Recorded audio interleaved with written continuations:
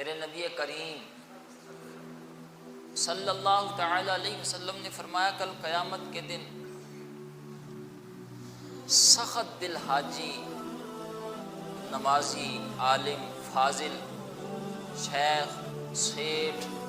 خان، ملک، but, Chaudhry صاحب، ان کو اللہ کی بارگاہ میں کھڑا کیا جائے گا اور اللہ ان سے فرمائے گا کہ میں بھوکا تھا، تم نے مجھے کھانا ہی نہیں کھلایا، میں پیاسا تھا، تم نے مجھے پانی نہیں پلایا،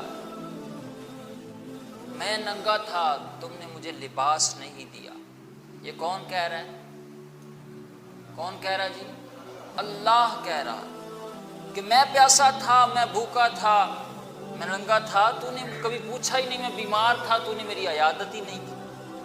کبھی تو نے پوچھا ہی نہیں۔ تو وہ بندہ عرض کرے گا مالک نہ تو بیمار ہوتا ہے، نہ تو کھانا کھاتا ہے، نہ تو لباس پہنتا ہے، نہ تجھے پیاس لگتی ہے، تو اللہ فرمائے گا وہ جو تیرے پڑوس میں بھوکا بندہ تھا وہ بندہ تو میرا ہی تھا نا، وہ جو تیرے پڑوس میں بندہ پیاسا تھا وہ بندہ تو میرا ہی تھا، وہ جو تیرے پڑوس میں بندہ بیمار تھا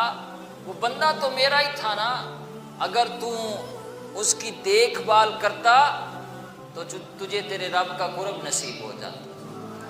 تجھے تیرے رب کی رضا حاصل ہوتی۔ ڈاکٹر صاحب کہتے ہیں خدا کے بندے تو ہیں ہزاروں، پنوں میں پھرتے ہیں مارے مارے، پر میں اس کا بندہ بنوں گا جس کو خدا کے بندوں سے پیار ہوگا۔ میں پیاسا تھا، میں بھوکا تھا، تو نے پوچھا ہی نہیں۔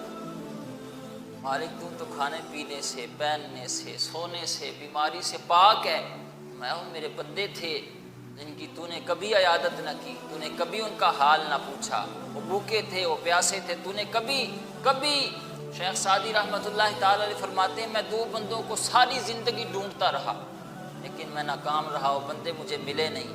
کسی نے عرض کی حضور وہ کون سے بندے ہیں؟ فرمایا ایک وہ ظالم جس نے ظلم کیا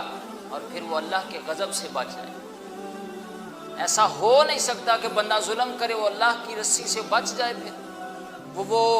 وہ بچ جائے۔ پھر فرمایا وہ ظالم جس نے ظلم کیا ہو اور ظلم کرنے کے بعد وہ اللہ کے غضب سے بچ جائے، اور دوسرا فرمایا وہ بندہ جس نے کسی غریب کی مدد کی ہو اور اللہ نے پھر اسے غریب کیا ہو، کسی غریب کی جس نے مدد کی ہو اور پھر اللہ نے اسے غریب کیا ہو۔ میں نے دیکھا نہیں وہ جو دنیا کے غریبوں کو کھلانے والے زندہ رہتے ہیں غریبوں کو بسانے والے، میں نے دیکھا ہی نہیں کہ کوئی ظالم ظلم کرے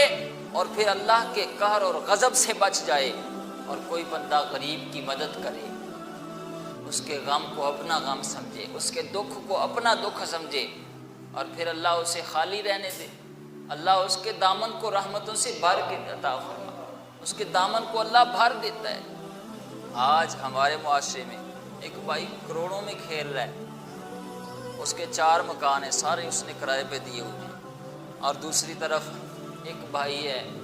وہ بیچارہ کرائے کے مکان میں رہتا ہے، کبھی اس نے اپنے بھائی کا حال نہیں پوچھا کہ بھائی تو کس حال میں زندگی گزار رہا ہے۔ اگر کوئی کہہ دے یار تو اپنے بھائی کا حال کیوں نہیں پوچھتا، تو کہہ دیتا قاری صاحب وہ نہ بڑا انہوں سمجھایا ہے پر انہوں سمجھ نہیں آتا،